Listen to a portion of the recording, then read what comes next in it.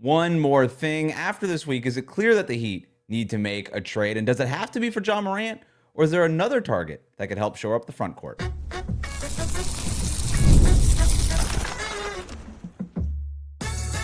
You are Locked On Heat, your daily Miami Heat podcast. Part of the Locked On Podcast Network. Your team every day. Welcome back to Locked On Heat, your daily podcast on the Miami Heat, part of the Locked On Podcast Network, now the #1 sports podcast network, whether you're tuning in on YouTube or on your favorite podcast app. Thanks for making Locked On Heat your first listen every day. I'm Wes Goldberg, host of Locked On NBA Daily and Real GM Radio. I'm here with David Ramil. Both of us are credentialed Heat media members who cover this team every day. A little one more thing bonus episode for you today. It's brought to you by FanDuel. Before tip-off, check the FanDuel app and see what's dropping during NBA Happy Hour every Friday from 6 to 7:30 p.m. Eastern. If you missed our post-game reaction to the Heat's loss to the Boston Celtics on Thursday night, you could check that out in your feed. It's up there on YouTube, in your podcast feed. A lot of talk on why the Heat melted down in that fourth quarter and some criticism of Eric Spoelstra's rotations and decision not to play Kel'el Ware. We also talked about Spo's headline garnering quotes and comments about Kel'el Ware and Kel'el Ware being back in the doghouse. But you can find that up in your feed if you missed it. But we're going to answer a few more questions from the text line that we didn't have time to get to in the third segment of that postgame reaction show. Of course, you can get text from us and submit questions for postgame shows. The link in the show notes. You can also text us 786-998-7029. Let's jump in with some trade-related text messages. This one comes from Ayed, who writes in, is this timeline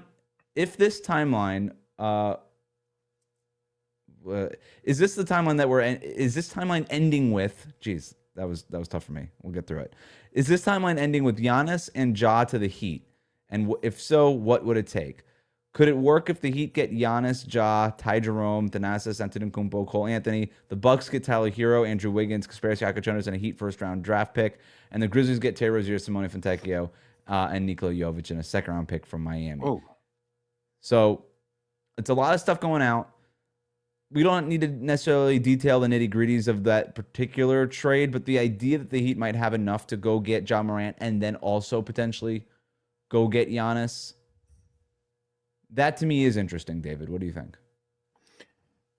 Yeah, it kind of feels like Pat Riley's first year with the team, trading for Alonzo Mourning, then trading for Tim Hardaway. Like, one superstar isn't enough, but you got to just overhaul the whole roster and do what you can. And even if it means taking a step back this year, like, would it be difficult to incorporate Giannis and Ja this first season? Probably. I mean, it's not going to be easy. It would take some time, but you're building for championship level success down the road. And if you have to punt this season, I think it's a worthwhile pursuit. And that kind of feels like what it would be for Miami's front office, because I think you look at this roster and its limitations and the fact that they can't play consistently well, even though they've had some big wins, they've had some really egregious losses too. And so a minor change, and I'm not saying acquiring Ja Morant is a minor change. I don't know that adding Morant to this roster in and of itself is enough to propel them into championship status. Oh, it's not. And so, right. So adding Morant isn't enough. But adding Morant and Antetokounmpo, that's a different conversation, because then you've got 5 years ago, two of the top 5-10 players in the league at that point in time. And so I think Morant could still be there, and Giannis still is. Like, he was phenomenal tonight in the loss against the San Antonio Spurs and just limited playing time, and they got blown out by those Spurs anyway. So he's still one of the best players in the league, and that's pretty obvious, even despite the injury issues and everything else like that. So that's the signal to say, you know what, we're going to overhaul this roster in order to make us championship contenders down the road, even if that means sacrificing success this season. I don't know that I think the Heat's interest in Ja Morant might be overstated, blown out of proportion, overstated by national media. My sense is that they are interested, but those conversations very much are internal right now. And they're still sort of weighing that option. If a Ja Morant trade did happen, I think it would be closer to the trade deadline. And it would basically just be, we're going to get him for so cheap that we almost can't say no. Yep. Sort of like an offer that you can't refuse type deal. So So we'll see on that. But it does seem like Buzz. It does seem like Buzz is growing, though, right? Like, and maybe it's just the narrative aspect of it that media love to push. It's like, Morant, a troubled youth, Heat culture, resilient, I consistent. think They it's a have their own. fascinating science experiment for observers around the league, and I think it's why. And by the way, I do think that John Morant's camp is pushing Miami. I think that for whatever reason, they're interested in getting sent to boarding school. Right. But That's not a little scary though. Like, why would his camp have interest in Miami? right, for potentially the wrong reasons, right? Not the right ones. So, but I think that's why you're seeing a lot of that buzz start to pick up here. We'll see. I'm not saying that it's definitely a no. I just think that it's a little overstated right now. You mentioned that the Giannis plus Ja, and I guess, assuming Bam, that's like a championship caliber roster potentially. Mm-hmm. Isn't it the championship caliber roster if you just get Giannis and don't even bother with Morant? I can also ask it a different way. Is a team built around Giannis, Bam, and Ja materially better than a roster built around Giannis and Bam and whatever other guard you have, whether it be Norm or Tyler Hero? Probably not Hero, because Hero is probably going out in a Giannis trade. But if you're able to retain Norm on some kind of extension or something like that. Like at that point, does Ja even really move the needle enough for you to deal with all of it? I think so. I do. I think if you can acquire Ja relatively cheap, is it feasible to keep Ja, Norm, Yes. Bam, Giannis? Probably, right? Like if you are moving Tyler Hero, Andrew Wiggins, and then all of the first round picks, Kel'el Ware, then probably. So here's the concern. So number one, the Heat won't make a Ja Morant trade if it costs them anything that we can get them Giannis. The Heat will not send a first round pick to Memphis for Ja Morant. That could cost them Giannis. The Heat aren't going to send Kel'el Ware, obviously. Like that's a non-starter. They're not. I don't think they're trading Tyler Hero for Ja Morant. Like, right. I don't think any of that's happening. All that stuff could potentially, those are assets that you have to earmark for a potential Giannis deal in the summer. So I don't see any of that happening. So yeah, I think that there's a world where that does happen. Now, the flip side of that is, do the Heat think they have enough for Giannis now? And do they want to chance it? Because over the summer, then all of a sudden the Knicks are able to kind of get back in this thing. Where right now, because of where they are against the Tax, they're not really a Giannis team right now. Mm-hmm. All these other teams can kind of maybe Brooklyn can get back in it. Like all these teams can get back in it in the summer. If you're the Heat, do you say, if we really want to make a run at Giannis, then we might have to flip Norm right now for a first round pick. We might have to flip Wiggs right now for a first round pick and go from 2 tradable first round picks to 4. And that might give us the ammunition that we need to really chase Giannis in a meaningful way. Because now we're talking about, instead of 4 first round picks and Tyler Hero and Kel'el Ware, that's a package worth Giannis. And so if that's the case, then you are kind of tearing it down to the bones and just building around Bam and Giannis. But if you're able to turn Terry Rozier's expiring and some other expiring stuff into Ja Morant, well, now you've got Ja, Giannis, and Bam next year. Yeah. I'm trying to think about whether or not acquiring Giannis is enough. Like we see now, like Giannis can't carry a team, but I mean, it would, in theory, would be Giannis and Bam and somebody else on this roster. I don't know that you can give up too much too. Like and it's about having the right players around Giannis to maximize what he can do. Like I don't know. In a way, yeah. Unfortunately, it kind of makes sense just from a complementary nature. It almost seems like the best move to acquire Giannis is to trade Bam, to be honest with you. And I don't think that's realistic either. I don't think that's something that he would like to do. I don't think just it's something Milwaukee would want. Fair enough. But it just, the idea of playing those, I'm trying to think of what the best team around Giannis is. And I don't know how Miami can make the moves to acquire Giannis in the first place and or Morant and field the best team to maximize a new window with Giannis at the head of it. Yeah. And that's where the challenge is. You'd almost want to keep one of Norman Wiggins for sure. Like just for Wiggs because of the 3-and-D stuff. Right. And his ability to play the positions that he needs to play. He could play the 3, he could play the 4 when Giannis is playing the 5, all this kind of stuff. Or Norm, because he's just this awesome scorer, outside shooter. Yeah. You know, Ja Morant and Giannis are not a good fit on paper, right? Like, they both want to operate at the rim as much as they can. Now, at some point, the talent is just so overwhelming that you're just like, well, the hell with the fit. Like, we'll be the best team at scoring at the rim in the league, and we'll just do that. And that's very good offense. But, yeah, I don't.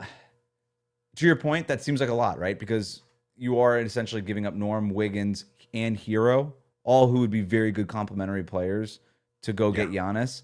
You're kind of back down to the spare part. There's just not enough depth there, so it's tough, man. It's tough. But is there a world where they get Ja, Giannis, and Bam? Sure, I guess. You know, we played this game a couple years ago. It's like, would they get Damian Lillard and Bradley Beal? And then they ended up with neither of them. So we'll see how it works. We got one more question about a different kind of trade target. We're going to talk about that here in a second. Today's episode is brought to you by FanDuel. Fridays already feel different during basketball season, and FanDuel is making them even better every Friday night. Before the games tip off, FanDuel gives fans a new way to kick off the weekend with NBA Happy Hour. NBA Happy Hour is your official pregame, limited time window where special offers drop right inside the FanDuel app before the action starts. Fridays from 6 to 7:30 Eastern have become appointment viewing with NBA Happy Hour. Opening the FanDuel app during Happy Hour always brings something new: boosts, bonuses, and surprises. It's easy to check the weekly special before tip-off and make a move before the window closes. The timing's perfect, right before the games, right before the weekend starts. It adds extra energy to Friday night basketball without overthinking it.